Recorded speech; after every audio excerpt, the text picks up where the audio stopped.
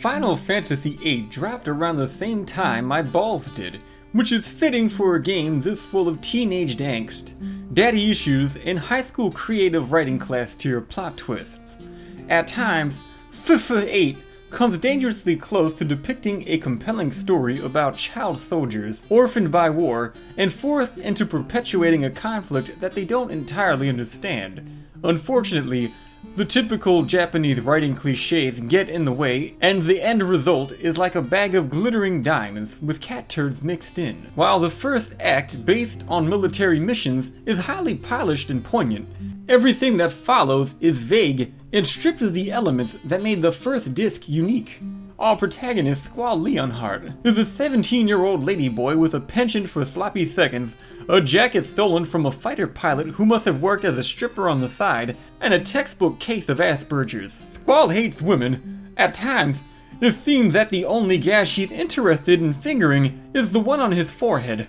Quistis practically junctions her womb to his face at one point, and Squall whines about her invading his personal space and sprints back to his room to masturbate furiously, using his own tears as lubrication. As we all do from time to time. Quistis Trip is a tutorial spouting thought who has no reason to exist other than to give me an erection every time this cutscene plays. Oh, there it goes. Aside from looking like that girl who queefed on me while I was fingering her in the darkroom of our high school photography class, she is also notable for having no reason to be in the game beyond the tutorial mission. The moment Squall cunt shunts her in favor of a more generic love interest whose snooch has already been broken in, this future feminist by necessity, quith-gendered cast-off should have quietly faded into the background like Hillary Clinton after losing an election. Finishing second in terms of irrelevancy to the plot is Selphie Tillman, a Tom Cruise lookalike whose hair curls on the ends like the paint chips she eats, and wears a paper grocery bag for a dress, which is fitting for a bitch as dumb as a sack of potatoes. Selphie exists solely for another side character to wanna fuck, and also for the player to laugh at when all of her friends at Travia Garden are brutally blown to bits.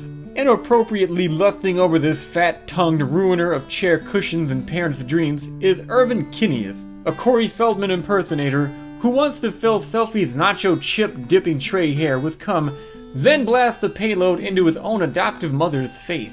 Rounding out our cast of child soldiers is Vel Dinched, a blithering idiot who causes the death of thousands of children due to his own incompetence. Apparently the term loose lips sink ships applies to dick-sucking lips as well. This hot dog gargling, humanoid version of Poochie dresses like Marty McFly, yet has Mike Tyson's tattoo and intellect. And the Back to the Future parallels don't end with Vel's hatred of being called a chicken or his love of hoverboards. At one point in the game, Vel literally goes back in time and impregnates his own mother. Now I know what you're thinking.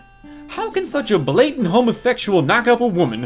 When the supporting characters are locked up in Disc 2, the janitors saw no problem with imprisoning Vel with the girls. They could tell just by looking at him that he was a yogurt yodeler who was more likely to fuck the Moomba than Selphie or Quistis. This is a little known fact, but over the course of the jail escape, Vel actually became prison gay in addition to regular gay. So no, Vel did not actually engage in intercourse with his own mother. That would be ridiculous.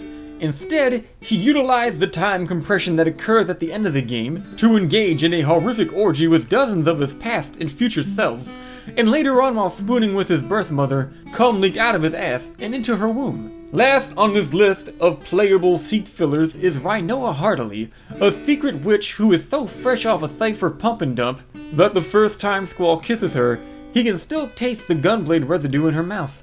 Some people have hypothesized that one day, Rinoa could become the main antagonist of the game, Ultimecia, the time-traveling sorceress from the future. But that would have been far too interesting. Rinoa's defining feature as a character is her ability to turn gold into shit. So instead of helping Squall to fight a twisted version of her future self that has gone insane after outliving Squall, she's just a piece of arm candy who's along for the ride.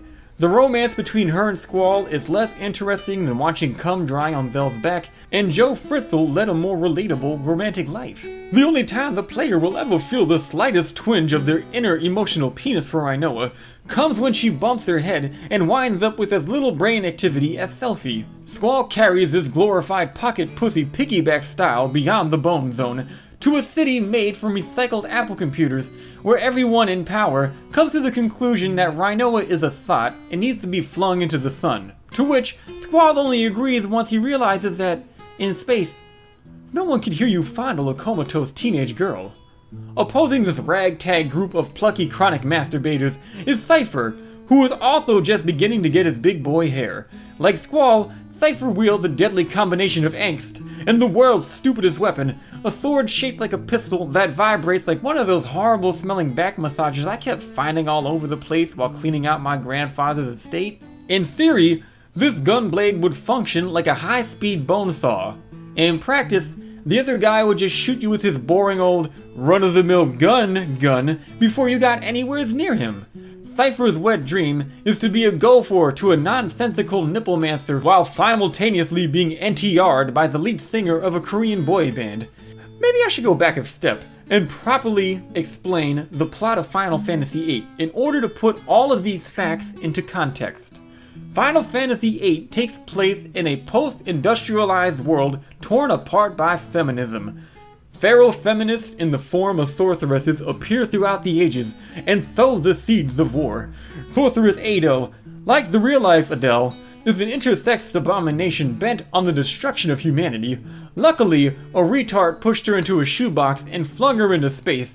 Decades later, Edea Kramer, the worst thing to happen to the Kramer name that doesn't involve jabbing a black guy in the butt with a fork, became her successor. This hat-ruining slut takes so many linear miles of cock that she has a headboard nailed to her back so she can take a load on the go, and leaves a snail trail on pillows as well as on the floor when she scoots around to alleviate the itching of her worms.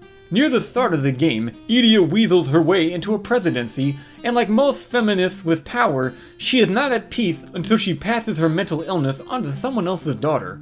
The game opens on this conflict with Robin Williams, the leader of a military school for autistic children that he founded after misinterpreting a prophecy that one day a seed was destined to face the sorceress. In reality, Edea was merely preordained to have gallons of seed shot all over her face. As with most military operations, the mobile military base Garden is actually controlled by a secret Jew who brainwashes white children to do his bidding. This brazen pedophile surrounds himself with hairless balls, and over the years, he has adapted extra long fingers for reaching into the back of underoos and blowing extra soothing shushes to confused young boys. Eventually, Norik jams his thumb up the wrong butthole, and Mrs. Doubtfire utilizes his cunning intellect to turn over his military superpower to a depressed Eurasian school shooter whose balls dropped so recently his nutsack has stretch marks. Squall leads a team of highly trained amnesiac teenagers on their quest to murder their own adoptive mother. Along the way, Squall occasionally gets roofied and dreams about the time his dad fucked the shit out of Rinoa's lascivious whore of a mother, making them almost siblings, and therefore the ideal couple according to Japanese perverts. During these dreams, you affect actions in the past, which the characters you influence attribute to fairies. Considering Squall and Vel's sexual proclivities, they were technically correct. These characters include a young Tommy Wiseau who has Squall's card, but never sent him one for his birthday, a retarded janitor who tosses harpoons at magical clown dicks, and the only black person in the world, which explains why the world's only basketball court has fallen into such disrepair. Fate has a unique back-to-school feel, but without everyone pinching your nipples, and calling you Lispy Fudge Boy, and shoving you into lockers, farting in the air slots, then duct taping it shut, shocking the metallic locker door with her cattle prod, and forcibly cuddling your nude body like a baby for hours after you pass out. At a certain point in the game, it is revealed that, as in real life, having a GF makes you forget all about your friends. Irvin just casually mentions, "Oh, by the way, we've known each other since we were kids, but I didn't think to mention it until now for no good reason. This overly drawn out, flowers for Algernon styled moment of clarity is counterintuitive, and instead of enhancing the plot, it completely fucks it up. Having the protagonists not remember each other due to the trauma of war and the existence of dozens of other children at the orphanage would have brought home how terrible the war they fought was and renewed their drive to end it. Having Muppet Baby versions of the cats picking each other's boogers, then applying their newfound memories to the current problems instead, brought home how fucking stupid the writers were. Quistis, out of fucking nowhere, just decides to tell everyone that she probably only ever had a crush on Squall due to being his adoptive big sister back in the day, and all those times she flicked her pudding hole thinking about him was just a silly mistake. Irvin makes some incredibly creepy comments about wanting to fart in a younger Selfie's womb, and everyone just looks at their shared hallucinatory memory of young Zell and thinks, Christ, you could tell just by looking at him back then too. It is at this moment that most players realize how appropriate it is that you power up in FF8 by sucking the magic out of everything. Ultimecia's plan to compress time and kill the seeds that are destined to kill her leads the seeds that are destined to kill her directly to her. The brilliant plan to stop her from compressing time, formulated by a Chinese stereotype who wears the surgery collar of the last dog he ate, is to allow her to compress time.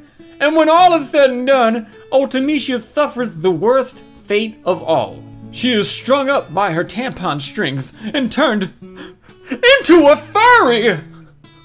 Pretty much nothing after the second disc makes much sense, and it's easy to see why people think Squall dies at the end of the first disc, and everything that follows is a dying dream. I don't know if it's due to a bad translation, executive meddling, or good old-fashioned convoluted Japanese writing, but Final Fantasy VIII is one of the most confusing games in the series. Overall, while Final Fantasy VIII has flaws, it is actually fairly enjoyable, like hugging a retard with an erection. Only this time, when he notices your erection, he smiles and gets one too, instead of screaming gibberish and biting your face. That's it for today's video. I hope to see you little cutie pies again for the next one. Until then, thanks for your time and goodbye!